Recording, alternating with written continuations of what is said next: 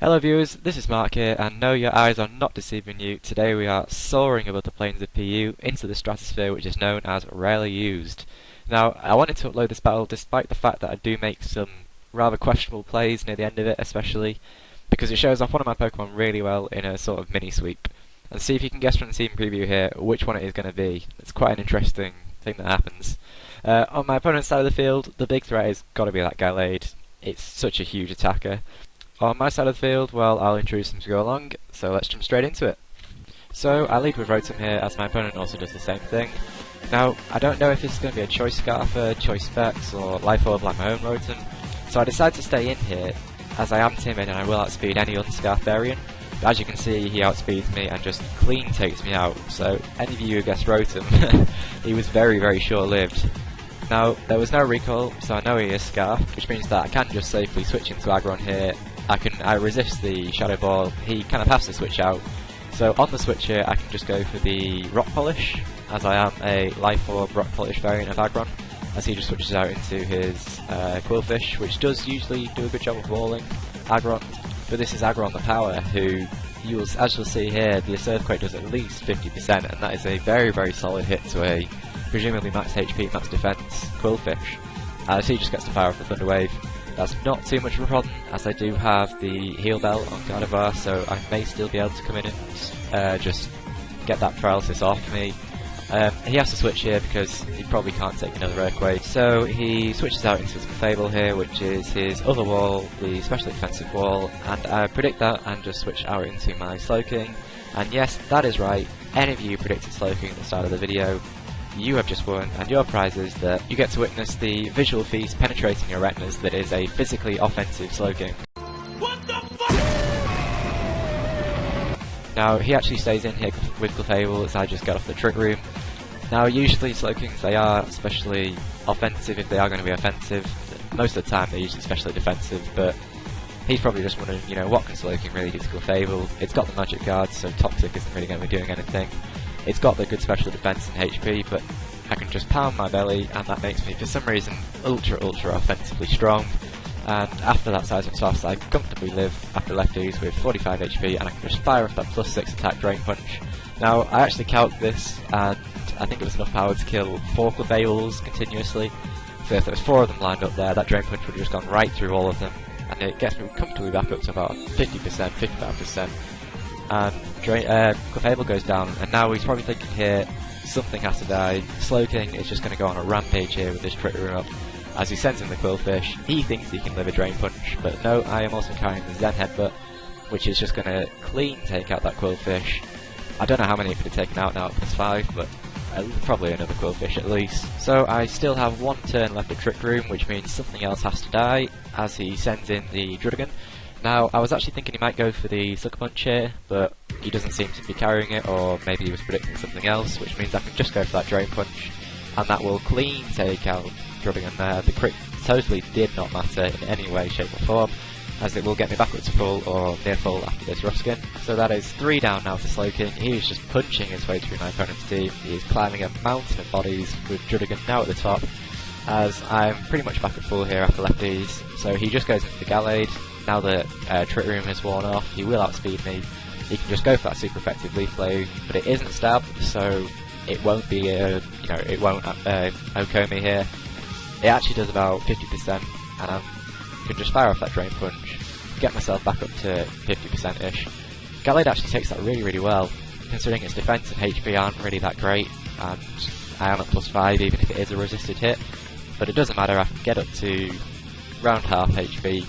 I'm probably going to die here to this Leaf Blade, so that's the end of Slowking's sweep. Unfortunately for Slowking, it's going to... Oh, but he lives on 1 HP! Slowking, you absolute champ. Now I can just go for that Trick Room again. So now I will outspeed again, and the dream is still alive, people. That sweep is back on here for Slowking. But then my opponent goes for Shadow Sneak, and he just kills me off. And I think my jaw hit the floor at this point. This is exactly what happened, people. Oh my god. No! No! Now, at the time I was actually looking through my iTunes here for music for a Slowking sweep, but I guess I should have realised that Glades do carry the Shadow Sneak. I don't really play RU very often, but the Glades I've seen, they're either choiced, or if they're not choiced then they are sub, or swords dance and 3 attacks. As soon as I had already seen the leaf blade, I assumed he would be running the dual stabs. But anyway, from here, this is where the players kind of get a little bit suspect. I was on my mind here, I was always just thinking about what could have been with Slowking.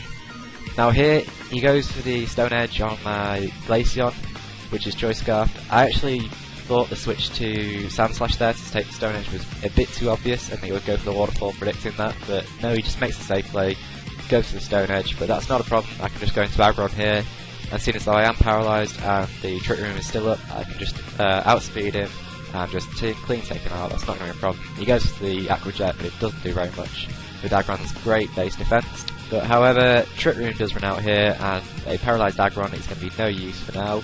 So I just switch out into Sand Slash as he brings in the Gallade.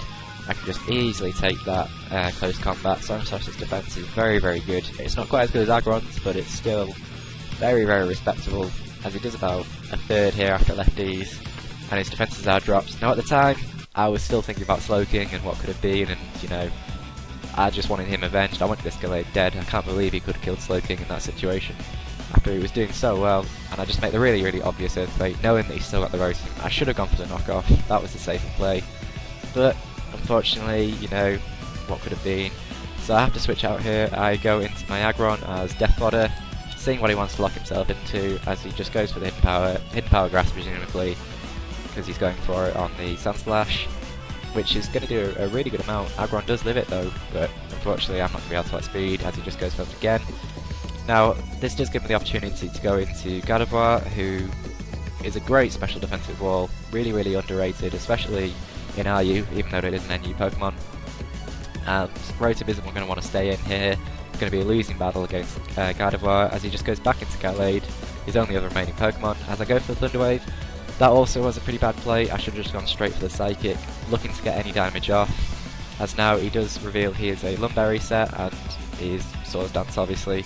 As he just goes for that Shadow Sneak, I do fire off the Psychic here, and this Psychic would have killed if I'd gone for Psychic the previous turn, but unfortunately, you know, I should have done that. I don't know why I didn't, as it does take him down, almost takes him out. I should have gone for the Psychic again here, but for some reason, I don't know why, I went for Wish, thinking that I could go into Sand Slash, sponge the Shadow Sneak, and then get back up to full, but that just isn't going to be the case. He goes for the Swords Dance here, predicting my Protect, which I don't actually have. As I should have just killed him off here, I could have killed him. This is the second or third chance now I could have taken him out with the Psychic, but for some reason I go into Sand Slash. He is now at +2, although I'm back at full HP, a +2 Gallade is nothing to mess around with. I actually thought it was going to be a good game here. I didn't think Sand Slash was going to be able to live a Leaf Blade, but in the spirit of Slowking, it does live that Leaf Blade, quite comfortably actually, as Gallade, you know, it isn't Stab. It kind of looks like it should be a Grass Pokemon, but it isn't Stab, so it's not going to be able to take me out, and I can just go for that knockoff kill. Yes, ladies and gentlemen, that is some style points right there. To be honest, that was a good game anyway, because Gardevoir is now at a range of health where Shadow Ball will be killing it off with relative ease, and I shouldn't really wish past that into Sand Slash, because Sand Slash can't actually touch Rotom. I can only go for the knockoff, and if knockoff can kill Rotom from this kind of range, then knockoff should be banned, or Sand Slash should be moved up to Weavers, because that is just broken. But that isn't the case. He just kills after Sand Slash, and now Gardevoir isn't going to be living this. Even though its special defense is very, very good, that is a Stab Shadow Ball from a Rotom at 1/4 health, so that will be a good game. So that was good game, Kakachi. I hope you all enjoyed that game. Some questionable plays aside, I put that mainly down to my lack of IU knowledge. I am still learning the tier.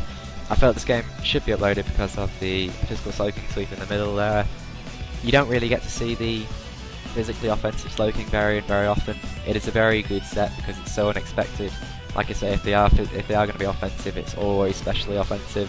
So you get plays where people bring in Clefables on Slowking, and you go for that Drain Punch, just clean takes them out, and you can get those kind of mini sweeps going. But with that being said, I will see you all next time. Goodbye.